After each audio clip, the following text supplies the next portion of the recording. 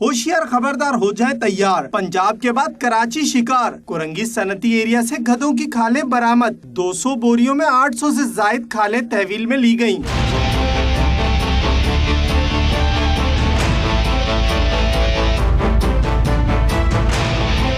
Police कहती है खाले खरीदने और फरोख्त करने वाले ग्रुप अलहदा हैं। गिरफ्तार मुलजिम अब्दुल हमीद अगवानी ने पुलिस को ही मुश्किल में डाल दिया। कहता है हमारे साथ सेठ भी था, वो कहाँ गया? मुझे एक खाल पर 5 रुपए कमीशन मिलता था। सेठ का फोन आया, ये बोरियां काल आया, इसको उतार कर दूसरा गोदाम में ले। मैं दूसरा भी गोदाम में ले गया।